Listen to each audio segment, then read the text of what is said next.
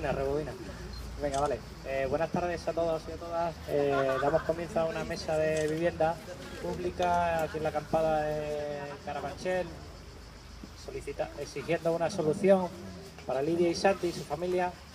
Llevamos ya 56 días, si no me equivoco, y bueno, dentro de la programación de actividades que llevamos la acampada, pues tenía un poco más de sentido hacer una charla o un pequeño coloquio sobre vivienda pública aquí en la acampada, aunque estemos un poquito ahora inmersos en las vacaciones, un poco olvidados o digamos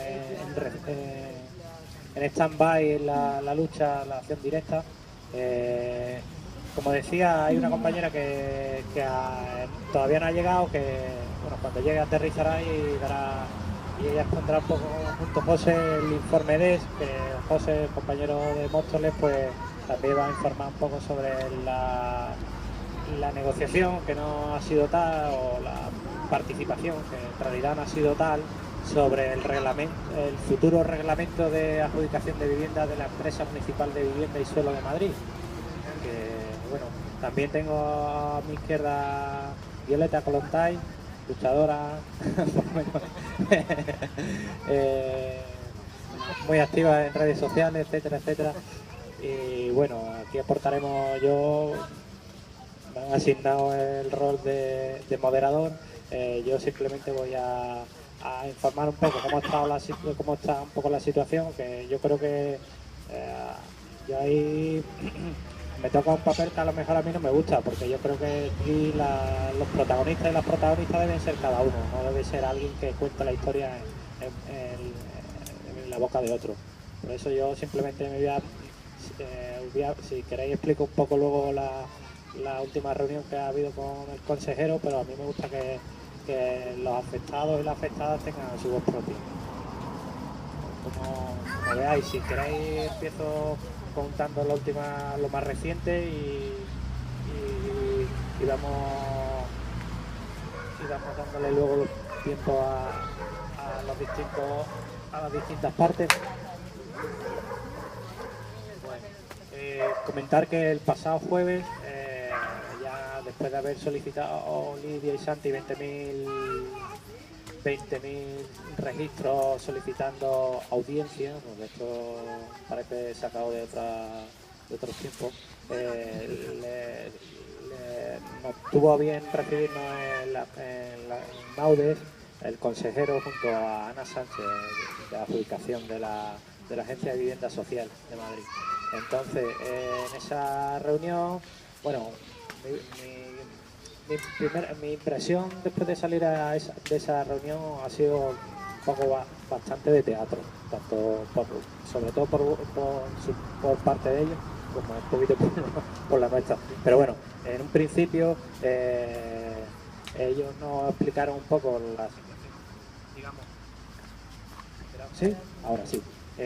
Sabía los distintos recursos que ellos tienen, tanto vivienda pública, que todavía es propiedad de la Comunidad de Madrid, que sí que tienen, y también las cesiones, tanto por Bankia como por Sareb. Entonces se centró un poco en la demora que ellos no pueden aportar, no por voluntad propia, sino por trámites burocráticos de entregarle el informe de la Dirección General de Tráfico sobre vehículos de ellos dos, por esta política que tiene la Comunidad de Madrid para intentar detectar bolsas de fraude de la economía sumergida, etcétera. Entonces, vamos, nosotros le trasladamos que lo que nosotros le contábamos y lo que veían era lo que hay, no hay otra historia. Entonces, ellos propusieron también, nos informaron, sacaron a la luz el tema de la cesión de las viviendas de Bankia, que están aseguradas por Mafre. Entonces puso el hándicap de que tenían esas viviendas un problema de que exigía esta aseguradora unos ingresos regulares. Y aquí en la Comunidad de Madrid, según el consejero, la renta mínima de inserción no la considera unos ingresos regulares.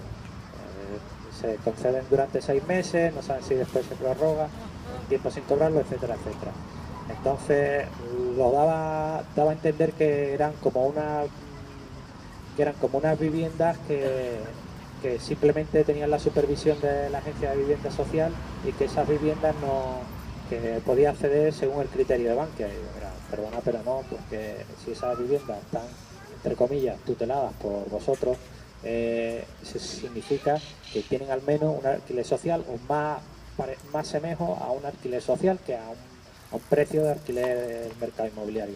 Entonces, viendo que por ahí no colaba, pues ya sacó el tema de la regularización de la fuente de ingresos de la unidad familiar, que iban a hablar con, les saqué que ellos dicen que hablan con el director de Relaciones Institucionales de Bankia, que es su interlocutor con Bankia para estos temas, y que lo comentarían.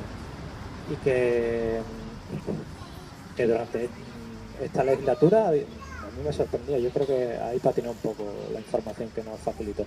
Había regularizado 300 casos, no sé si a lo mejor me corrijan los compañeros y sí que es cierto. Y que nos preguntaban un poco las soluciones, ellos también intentaban sacar información nuestra diciendo que a dónde habíamos tocado, que sí, nos había dado realmente una solución al ayuntamiento, como habían salido los medios, que no, como bien sabéis, no es tal. Y esa información, pues, ellos querían saber, porque dicen que tienen un listado de 200 ONG, organizaciones privadas, con las cuales ellos tienen convenios, algún tipo de relación, con las cuales tienen viviendas y a ver si a través de esas ONG o esas organizaciones privadas sí que pudieran tener soluciones ellos.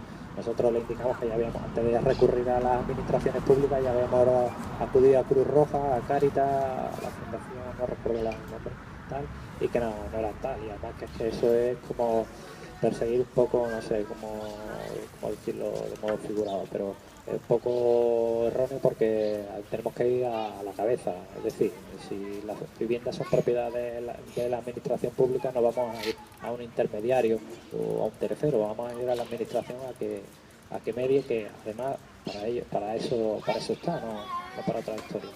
Entonces, simplemente nos dijo que iba a cotejar el listado de 200 organizaciones que ellos tienen para ver qué organización podría darle solución. Pero nos estuvo un poco dando un poquito de cera con el tema de si no nos importaba una vivienda de tres habitaciones en vez de 4 o 5, etcétera. Un poco así teatro y bueno, ahí sí que también nos dio otra información de que no disponen de vivienda actualmente vacía y arreglada, porque vivienda vacía sí que hay, eso sí que bueno, los compañeros y las compañeras sí que lo corroboran, que no hay, pero bueno, un poco teatro y nosotros le dejamos bien claro que sí que tienen buen margen de actuación, ya sea a través de los recursos que ellos tienen propios, como margen de actuación con las entidades bancarias que son las que manejan el gran parque de viviendas en Madrid, diciéndole ya sea a través de convenios, de negociaciones, etcétera, etcétera, o simplemente ya un poco un aspecto más de presión a la hora de lanzar órdagos y decir de trabajar con una entidad u otra. Y con esa un poco más o menos así nos fuimos. Ya después pues vino un poco más de follón después a la hora de sacar bueno, en ese mismo momento ya se está lanzando la campaña por redes sociales el jueves y también habían sacado algunos periódicos, algunas televisiones sí que habían sacado un reportaje sobre ello y sí que le estaba picando a la comunidad, que es cosa que me alegro. Y yo creo que desde mi punto de vista personal es la forma de actuar que deberíamos de tener. Ya nos gustaría que fuese día sí día también, pero bueno, yo creo que lo importante es seguir esa línea y vamos, no parar para que se consiga cuanto antes. Si os parece, doy paso a José, que nos puede explicar, no sé qué nos explicará. Bueno, Vale, bueno, pues buenas tardes a todos. A mí me han encargado que explique el dictamen que ha sacado el DES, sobre todo bueno, la importancia que tiene por el revuelo este que se ha armado últimamente, porque sabéis que el Ayuntamiento de Madrid ha sacado un comunicado diciendo que va a suspender todos los lanzamientos de la empresa municipal de la vivienda y suelo y que el motivo es, por una parte, la aparición de este informe y menciona también que hay que esperar a ver qué sucede con la ILP, con las iniciativas legislativas que hay, entre ellas la que nosotros hemos presentado a la Comunidad de Madrid. Bueno, de alguna manera les ha venido Dios a ver con este informe porque tenían previsto varios desahucios en los cuales nosotros estábamos presionando bastante para que no se produjeran y bueno, y se han agarrado a este informe para suspender los desalojos. Y bueno, ¿sabéis qué es este informe del DES? ¿Alguien sabe lo que es el DES? ¿Aquí? Bueno, no os preocupéis porque yo hace poco tampoco lo sabía, pero de aquí vais a salir sabiéndolo. Y no solo eso, sino que el motivo de esta reunión no es solo que aquí os contemos unas cosas, sino que vosotros participéis y hagáis aportaciones y digáis que con este informe y con esta situación, qué cosas podemos hacer, ¿vale? ¿Qué propuestas podemos hacer a las administraciones, qué podemos denunciar, a quién podemos recurrir. Así que estaros atentos y todas las cosas que se os ocurra, bueno, luego iremos pasando el micrófono para que las digáis y José Pedro tomará aquí nota y a ver cómo lo encauzamos para hacer una línea de trabajo al respecto, porque también tiene que ver con el caso de Lidia y Santi y con muchos otros, ¿no? Bueno, pues para empezar, para explicar lo que es el DES, lo que sí sabéis vosotros es lo que es la Declaración Universal de Derechos Humanos, ¿no? No sé si sabéis lo que es, ¿no? Es un tratado que se hizo en el año 48 y que lo hizo la ONU y se agregaron varios países para defender unos derechos que se consideran fundamentales para el ser humano. Lo que ocurre es que estos derechos pues se quedan un poco en lo cívico, en lo político, ¿no? Hablan del derecho a la vida, del derecho a la libertad, del derecho a poder moverse, de la libertad de expresión, ¿vale? Pero no habla mucho, también habla del derecho a la vivienda, pero no habla mucho de qué pasa cuando estas cosas que son derechos y que son fundamentales hay que pagarlos y hay que conseguirlos de alguna manera. Entonces hubo una especie de ampliación de los derechos humanos de las Naciones Unidas que fue el PIDES, que son las siglas del Pacto Internacional por los Derechos Económicos, Sociales y Culturales. Este pacto se hizo en el año 66 y España se adhirió a él en el año 77, una vez que había acabado la dictadura de Franco. Es importante esto de que España se haya adherido porque los tratados internacionales son de obligado cumplimiento, tanto de manera externa como de manera interna, porque es lógico, si tú firmas un tratado, las personas que están adheridas a él te van a pedir que lo cumplas. Lo que no puedes es no cumplir un tratado al que te has adherido, ¿no? Y luego internamente también, porque la Constitución nos dice que los tratados internacionales a los que se adhiere España forman parte de nuestro ordenamiento jurídico. O sea que también lo tenemos que cumplir. Ese es el artículo 148 de la Constitución, me parece.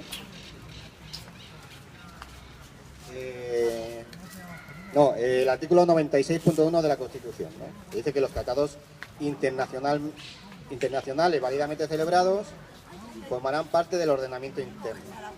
Y no solo eso, sino que incluso son superiores al ordenamiento interno, ¿no? Al ordenamiento jurídico. Y un caso muy claro que todos conocemos es el tema del IBI de la Iglesia.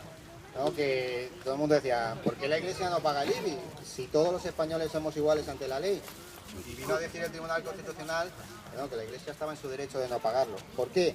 Pues porque hay un tratado internacional con el Vaticano que tiene que cumplir las dos partes y a nosotros nos toca cumplir con que la Iglesia no paga el IBI. Bueno, pues dentro de estos derechos de los que nos habla el DES está también el derecho a la vivienda, ¿vale? Y no solo habla del derecho a la vivienda, sino que lo amplía con una serie de observaciones. Y bueno, lo voy a decir así un poco por encima. Pues, ¿qué dice el DES sobre la vivienda? Que una vivienda no es solo un cobijo, ¿vale? No solo tener un tejado por encima de la cabeza, y que debe considerarse más bien como el derecho a vivir en seguridad, paz y dignidad, ¿vale? Entonces, este derecho para vivir en paz, en dignidad y en seguridad, pues hay que garantizarlo, ¿vale? E incluso incide en el concepto de lo que es una vivienda adecuada, porque ya sabéis que aquí, por ejemplo, el ayuntamiento, cuando desahucia una familia, la llaman a un albergue, ¿no? ¿Se ha cortado otra vez, hombre? Se oye. Vale. Eso se está cortando todo el rato. Bueno, y que la vivienda pues tiene que estar en un lugar en el que haya acceso a los colegios, a los servicios públicos, a la sanidad y demás, que no te den una vivienda ahí. Vale, pues esto es lo que nos dice el DES, ¿vale? También nos dice otra cosa importante en la observación número 7 sobre los desalojos, que dice que los desalojos no pueden darse sin una alternativa habitacional, una alternativa sobre todo a las personas que no tienen recursos. Vale, pues esto es lo que dice este tratado internacional al que España está adherida. Bueno, pues para llegar a la situación de la que estamos hablando hay que comentar un poco una situación judicial que se produjo aquí en Madrid, ¿no? Y que llevó a cabo un compañero nuestro de La Paz que se llama Javier Rubio, que lo conocéis muchos de vosotros, un excelente abogado y persona muy empoderada y muy vinculada a la defensa de los derechos. Y el caso consistió en un vecino de Madrid, de origen argelino, pero español, que se llamaba Mohamed Benjacia, que estaba viviendo en una habitación con su familia y que debido a quedarse en el paro, pues un día no podía afrontar el pago de esa habitación. ¿Qué sucedió? Pues que la denunciaron para desahuciarle. Resulta que esta persona había estado solicitando una vivienda pública al IBIMA durante más de 10 años, había hecho 13 solicitudes de vivienda pública que nunca le habían aceptado. Y sucedió también que a la hora del juicio le otorgaron un abogado de oficio que no quiso llevar el caso porque decía que era muy difícil afrontarlo. Volvió a pedir otro abogado de oficio y el colegio de abogados se lo denegó. ¿Vale? Entonces se juntaron la violación de dos derechos, el derecho a la vivienda y también el derecho a la defensa. Entonces nuestro compañero Javier Rubio fue interpelando a las distintas instancias judiciales, a los distintos tribunales, incluso llegó al Tribunal Constitucional a la vista de la violación de estos derechos. En este momento el Tribunal Constitucional dijo que no se había violado ningún derecho. Y entonces eso dio pie para poder llegar a denunciar al Comité DES a las Naciones Unidas directamente, porque no es fácil denunciar ante las Naciones Unidas ni ante el Tribunal de Justicia Europeo. No es fácil denunciar, tienes que pasar primero por todos los tribunales españoles, por toda la jerarquía, y cuando ya nadie te atiende, entonces sí que puedes apelar a la ONU, ¿no? Bueno, pues así lo hizo y claro, la relatora de la ONU pues vino aquí a España y preguntó al Estado español qué habían hecho al respecto de este caso. Y entonces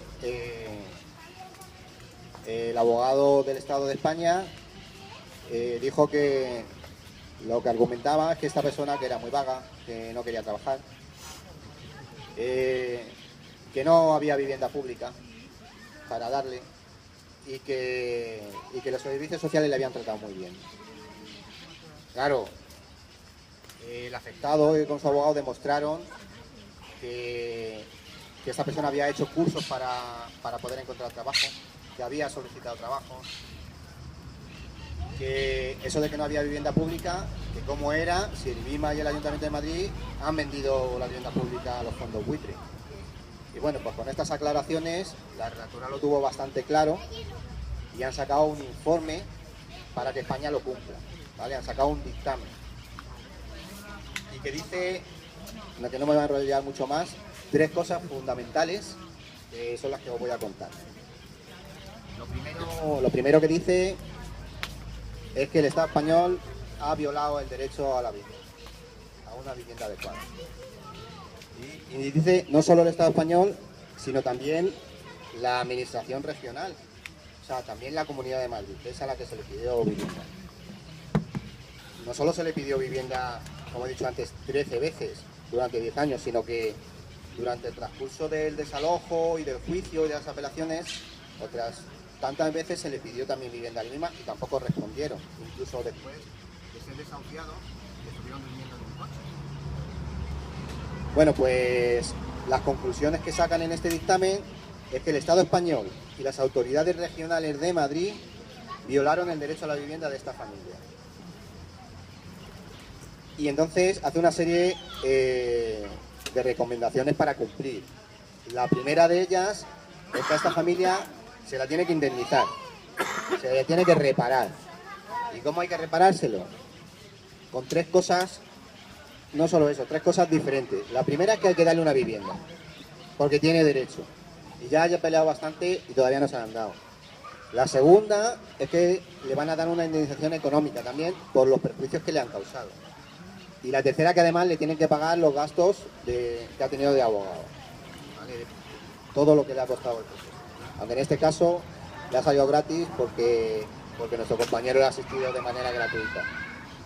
A ser una familia que está en una situación muy precaria, ¿vale? Y después hace, aparte de esta reparación, hace mención de unas medidas que tiene que tomar el Estado español, ¿vale? Y cuando dice el Estado, habla también de la comunidad autónoma, que es la que tiene las competencias en vivienda. Y la primera recomendación de todas es que esta situación no se vuelva a repetir. O sea, estamos viviendo ahora mismo un caso que se está repitiendo otra vez la situación con Lidia y Santi. Y esto lo tenemos que denunciar. Por eso cuando hablaba de que hagamos aportaciones que van también en este sentido. Si Lidia y Santi tienen derecho a una vivienda porque lo dicen las leyes por las que nosotros nos regimos, pues hay que demandarlo y hay que denunciarlo, ¿vale? Porque dice expresamente que tiene que tomar medidas el Estado para que no se vuelva a repetir. ¿Y de qué manera tiene que hacer esto? Pues la primera de ellas, aquí nombra 4, enumera 4. La primera es que tiene que tomar medidas legislativas, hacer leyes para que los afectados de un desahucio puedan hacer un recurso ante el juzgado, ante el juez, y que el juez conozca la situación y la valore con respecto a este tratado y vea si hay una alternativa habitacional o no la hay, o sea que el juez pueda intervenir, ¿vale? Y pueda comparar ese desahucio con lo que dice los derechos humanos. La segunda cosa que dice es que se tienen que coordinar los juzgados con los servicios sociales, porque claro, si uno no se entera y los otros no quieren que nadie se entere, pues al final la gente va a la calle sin ningún tipo de alternativa y nadie quiere saber nada. Pues tienen que tomarse también medidas para que haya esta coordinación entre los juzgados y los servicios sociales. La tercera cosa que dice es que se tienen que tomar las medidas necesarias para que las personas sin recursos no sean desalojadas sin ninguna alternativa. Hay que darles alguna alternativa. y más concretamente a las personas que son vulnerables, a las familias que son vulnerables, no solo por cuestiones económicas, sino por otro tipo de cuestiones, y atendiendo especialmente a personas mayores, niños, discapacitados y demás. Estas cosas, todas esas cosas ya están en el tratado del DES. Lo que pasa es que aquí la relatora hace incidencia en que esto no se está cumpliendo y le dice a España que lo tiene que cumplir. Esto ha salido a primeros del mes de julio, 7 de julio. Y la última cosa que dice, que ya acabo y ya aportáis, la aportáis para todo el mundo, ¿vale? La última cosa que dice que el Estado español también tiene obligación de implementar en coordinación con las comunidades autónomas un plan estratégico para que estas cosas de los desahucios sin alternativa no sucedan. Y vuelve a recalcar que hasta el máximo de los recursos disponibles. Que no digan que no tienen dinero y que no tienen no sé qué. Antes de hacer carriles bicis, antes de poner jardines, de hacer cabalgatas de reyes y conciertos, tienen que dedicar el dinero a afrontar el problema habitacional que estamos sufriendo en esta ciudad y en este país. Y dice que este plan se le tiene que presentar a la ONU y se le tiene que presentar dentro de unos plazos y con unas medidas y con unos criterios que permitan evaluarlo y ver si eso va a funcionar. Pues estas cosas son lo que le ha dicho el DES, es lo que le ha dicho la ONU a nuestro gobierno y a nuestra comunidad autónoma. ¿Y qué podemos hacer nosotros al respecto? Pues yo creo que en primer lugar pues exigir que se cumpla. El ayuntamiento ha tomado ya la iniciativa en este sentido. Lo primero que ha hecho es suspender los lanzamientos de la empresa municipal de la vivienda. Nos parece una idea que ha tenido fantástica. Según la trayectoria que venía llevando, que se había olvidado de sus compromisos electorales, pues bienvenida esta medida, pero que no debe quedarse allí, sino que debe dar solución a los problemas que tiene y a estas personas que quiere desalojar, no desalojarlas mientras ellos mismos no le den una alternativa, porque yo creo que la mejor alternativa es una vivienda precisamente de la MVS. Pero bueno, está bien que esos desahucios no se produzcan. Esto mismo yo creo que también se lo podemos exigir a la Comunidad de Madrid, que sea la primera en no desahuciar y luego entrar en el terreno de las alternativas. Pero bueno, yo todo esto lo voy a dejar a vosotros para que contéis lo que os parece y qué cosas se pueden hacer y qué cosas se os ocurren, y tomamos nota y vamos a ver cómo lo enfocamos y lo ponemos en un documento y lo llevamos adelante. Yo te pregunto, que de cuándo era no el DES, sino el otro fallo que se había hecho a raíz de la familia esta que vivía en la habitación. No, este dictamen viene a raíz de esta familia, de la denuncia de esta familia. Es una cosa que le decimos también a las administraciones. Esto parte de la lucha, parte de que la Asamblea de Tetuán estuvo defendiendo este desahucio, lo paralizó una vez, no pudo paralizarlo la segunda vez porque vinieron las fuerzas del orden, pero esa lucha hizo que también los abogados se pusieran en marcha, los abogados hicieran también su trabajo y llegar hasta donde ha llegado. O sea, esta es la respuesta a una lucha que viene a darnos la razón, a decirnos que nuestras reivindicaciones son las justas. Ya nos las han dado también en el Tribunal de Justicia Europeo, considerando ilegal muchas cláusulas abusivas, sobre todo la cláusula suela, ¿sabéis? Y el vencimiento anticipado. Y en este caso también viene a hacer justas nuestras reivindicaciones, que nosotros no defendemos estos desahucios porque nos parezca, sino que nuestros criterios morales acaban siendo legales porque son los justos. Y que todas estas personas a las que yo admiro porque defienden la vivienda de las familias en la puerta de sus casas, jugándose el pellejo, llevándose palos, tienen mucha más razón, y los que han hecho dejación de sus funciones son las administraciones que están ahí sin cumplir lo que es su obligación, que es defender a los ciudadanos. Así que un aplauso para estas personas que defienden los desahucios.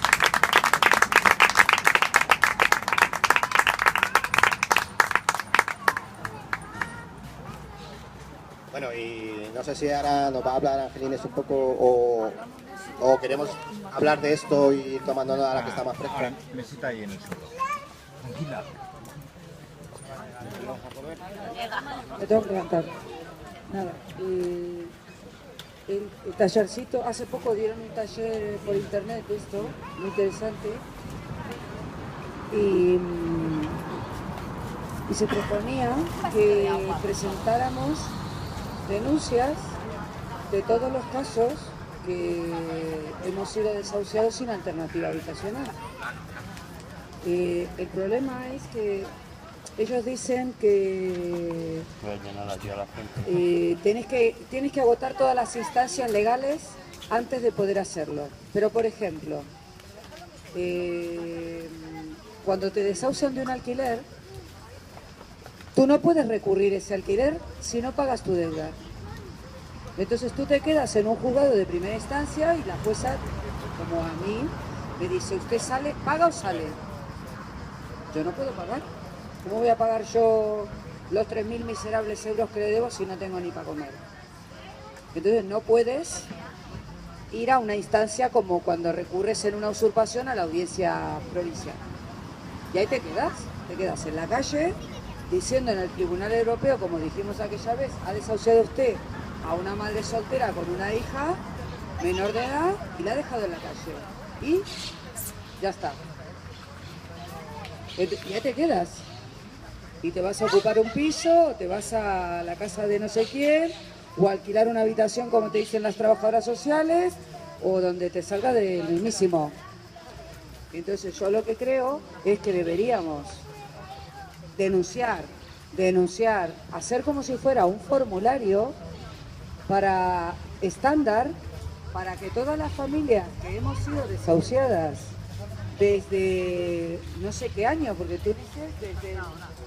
Pero esto ha sido ahora, pero este comité existe hace muchos años, que hace muchos años podíamos haber estado haciendo esta denuncia y acumulando denuncias, y no lo hemos hecho. Entonces yo creo que deberíamos hacer un recuento de toda la gente que hemos sido desahuciadas y hacernos un mínimo escrito de decir, a mí me han hecho esto. Y empezar a meter.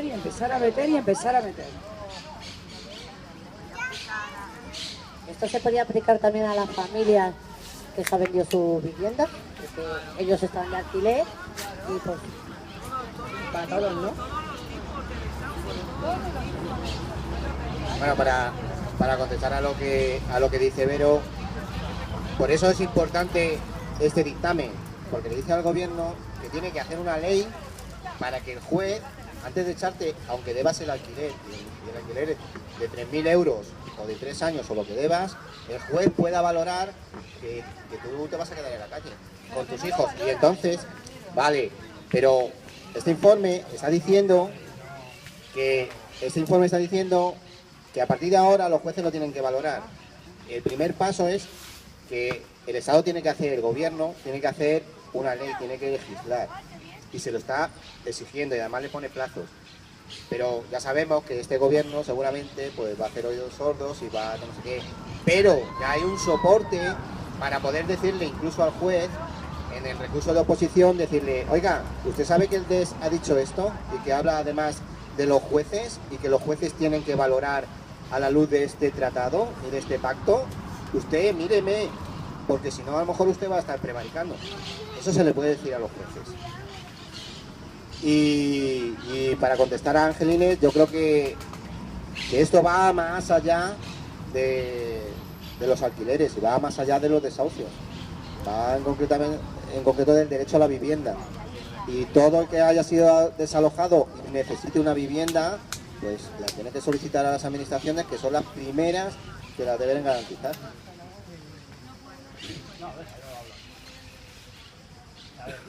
Esto no es un dictamen, no hay un juez en España que pueda decir, oiga, le denuncio porque no lo cumple.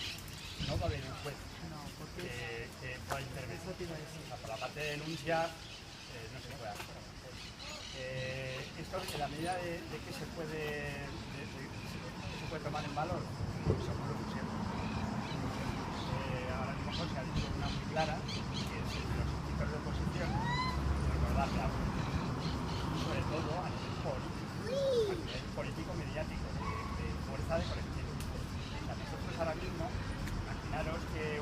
los desahucios, antes íbamos con una pancarta de no más desahucios. Ahora vamos con una pancarta de 10. Y en los maderos, el de que son las fotos. Se puede utilizar para muchísimas cosas. Para llevar un carnet de identidad en la boca con este dictamen. Que infringir que le he retratado a nivel político.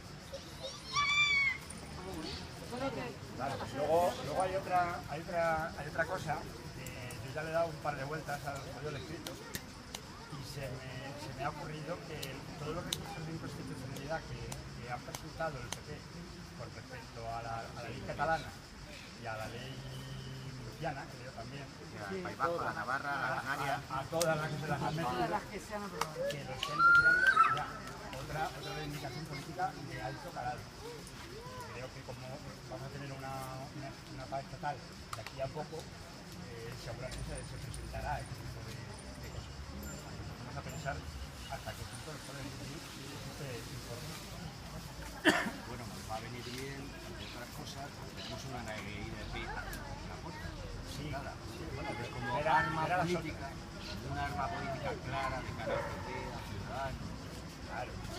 Que eso Había hay que turnos pedidos, y es compañeros. algo, además, que debemos estar continuamente diciendo, y ya venimos también muchos años insistiendo, y es recordar los derechos que tenemos, que nos hemos ganado. Es decir, que no son derechos porque seamos legítimos y poéticos y tal, sino que son derechos reconocidos por los tribunales internacionales. Si os fijáis en la campaña de redes que hemos lanzado para Lili Santos, el informe de ya está empezando, o sea, ya lo hemos empezado a usar, o sea, directamente.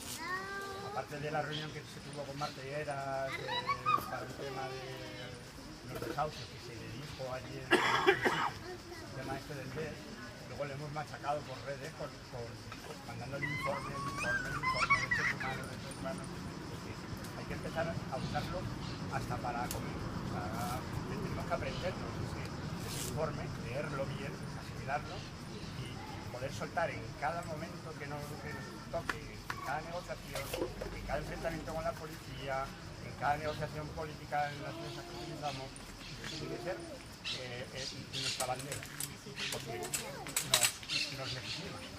Nadie puede ir contra los derechos humanos, nada. No, oye, perdona. Me había pedido Nica. Sí, es una que me estoy leyendo.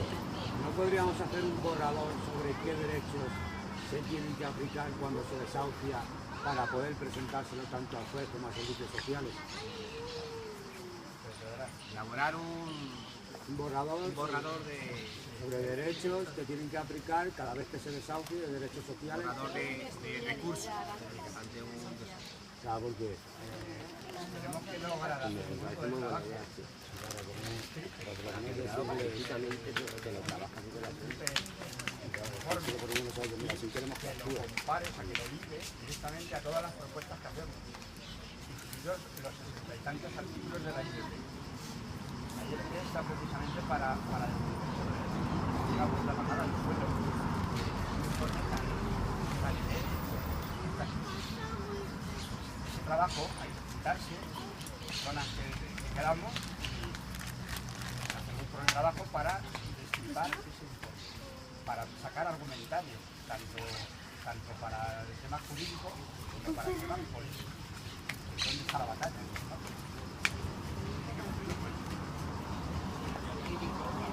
Sí, bueno, es que esas cosas que dice el DES de que hay que legislar para que esto no suceda, nosotros ya lo hemos hecho, ya lo hemos legislado y ya está.